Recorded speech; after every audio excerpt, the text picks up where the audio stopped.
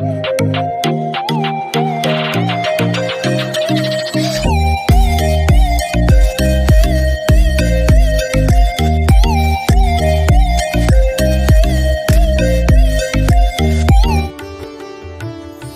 back to my YouTube channel. I am so excited to celebrate festive divine with you all. ओम नमो भगवते वासुदेवाय। श्री लक्ष्मी नारायण भगवान की जय। सूत जी इस कथा का वर्णन करते हुए मुनियों से कहने लगे कि हे श्रेष्ठ मुनिजनों, नारद जी ने जब श्री भगवान से मेधावी ऋषि की उस कन्या की यह कथा सुनी, तब नारद जी बड़े ही विस्मय होकर अब श्री भगवान से पुनः पूछने लगे। नारद जी ने पूछा कि हे मुने, फिर उस ऋषि की कन्या ने वन में क्या किया? क्या किसी ऋषि ने उसके साथ विवाह किया? तब यह सुनकर श्री भगवान कहने लगे कि हे नारद, इस कन्या ने दुख के साथ अपने पिता का स्मरण करते हुए वहां आश्रम में रहकर कुछ काल व्यतीत किया। तदंतर भाग्यवश एक दिन उस वन में अपनी इच्छा से विचरण करते हुए महाक्रोध वाले वे महाकोप वाले दुर्वासा मुनि आ गए। दुर्वासा मुनि को आता हुआ देखकर शोक सागर में डूबी हुई उस मेधावी ऋषि की कन्या ने उठकर धीरज को धारण करके दुर्वासा मुनि के चरणों में नमस्कार किया और नमस्कार करके दुर्वासा मुनि का नाना प्रकार के फलों से आदर करके उस कन्या ने दुर्वासा मुनि का पूजन किया और फिर मुनि से वह कन्या बड़े ही आदर पूर्वक कहने लगी। उस कन्या ने कहा कि हे मुने, आपको नमस्कार है। मुझ दुर्भाग्नि के आश्रम में आपका कैसे आना हुआ? क्या आपके आने से मेरे भाग्य का उदय हो गया, अथवा मेरे पिता के पुण्य प्रताप से मुझको समझाने के लिए आप यहाँ पर आए हैं? आप जैसे महात्माओं के तीर्थ रूपी चरणों के रजकण को स्पर्श करके मेरा जन्म सफल हो गया, जो आप जैसे महात्माओं का मुझे दर्शन मिला। इस प्रकार से कहकर वह मेधावी ऋषि की कन्या अब उन दुर्वासा मुनि के आगे चुपचाप होकर बैठ गई। यह देखकर दुर्वासा मुनि कुछ हंसकर उस कन्या से कहने लगे। दुर्वासा मुनि ने उस कन्या से कहा कि धन्य धन्य है ब्राह्मण पुत्री, तुमने अपने पिता के कुल का उद्धार कर दिया है। यह सुनकर वह कन्या बोली, हे ऋषि, आपके दर्शन मात्र से ही मेरा शोक समुद्र सूख गया है। हे मुने, आप जो यहाँ पर आए हैं, इसका परिणाम तो की ज्वाला से जल रही हूँ। इस अग्नि को आप शीघ्र बुझाओ। मुझे हर्ष उपजाने वाला और कोई नहीं दिखाई देता है। मुझको धैर्य देने वाली न तो मेरी माता है, न ही मेरा पिता है, और न ही भाई है। मैं दुख से पीड़ित किस प्रकार से इस जीवन का निर्वाह करूं? मैं जिस भी दिशा की ओर देखती हूँ, वही दिशा मुझे शून्य दिखाई देती है। अतः हे तपोनिधे, मेरे दुख का उपाय आप शीघ्र करिए। ऐसा कहकर वह मेधावी ऋषि की कन्या अब दुर्वासा मुनि के आगे चुप होकर बैठ गई। तब दुर्वासा मुनि उसके उपाय के वास्ते अब कुछ सोचने लगे। श्री नारायण भगवान इतनी बात बताकर नारद जी से आगे कहने लगे कि हे नारद, इस प्रकार मुनि उस कन्या के वचनों को सुनकर अपने मन में कुछ विचार करके अत्यंत ही कृपा से अब इस मेधावी मुनि की बाला को देखकर, उस कन्या को देखकर कुछ हितकारक वचन उससे बोले। हरि ओम। में अध्याय का महात्म्य बतलाते हुए देवी पार्वती से कहते हैं कि हे पार्वती थे, जो कि वेद वेदांगों के तत्वज्ञ और समय समय पर आने वाले अतिथियों के प्रेमी थे। उन्होंने विद्या के द्वारा बहुत धन कमाकर एक महान यज्ञ का अनुष्ठान आरंभ किया। उस यज्ञ में बलि देने के लिए एक बकरा उन्होंने मंगवाया।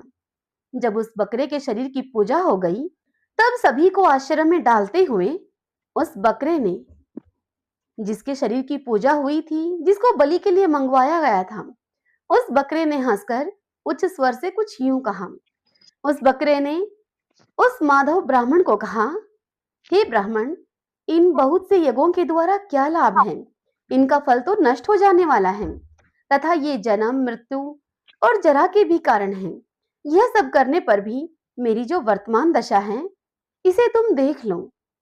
बकरे के इस अत्यंत कौतूहलजनक वचन को सुनकर यज्ञ मंडप में रहने वाले सभी लोग बहुत ही विस्मित हुए।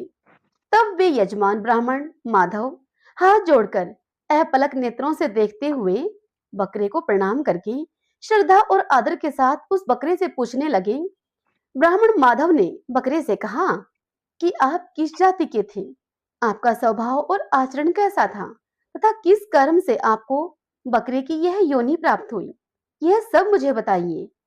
तब वह बकरा कहने लगा ब्राह्मण से कि हे ब्राह्मण, मैं पूर्व जन्म में ब्राह्मणों के अत्यंत निर्मल कुल में उत्पन्न हुआ था। समस्त यज्ञों का अनुष्ठान करने वाला और वेद विद्या में प्रवीण था मैं। एक दिन मेरी स्त्री ने भगवती दुर्गा की भक्ति से विनम्र होकर अपने बालक के रोग की शांति के लिए बलि देने के निमित्त मुझसे एक बकरा मांगा। तत्पश्चात उस चंडिका के मंदिर में वह बकरा जो मेरे द्वारा लाया गया था, वह बकरा मारा जाने लगा, उसकी बलि दी जाने लगी।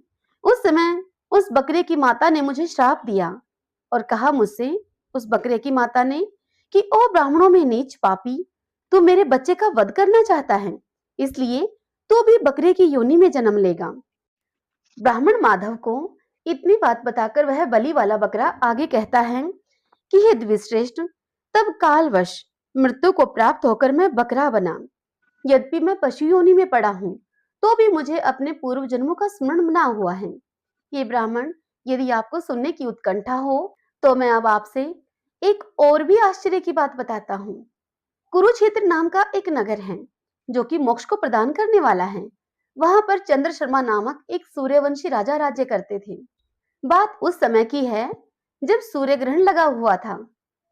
राजा सूर्यवंशी ने बड़ी ही श्रद्धा के साथ काल पुरुष का दान करने की तैयारी की।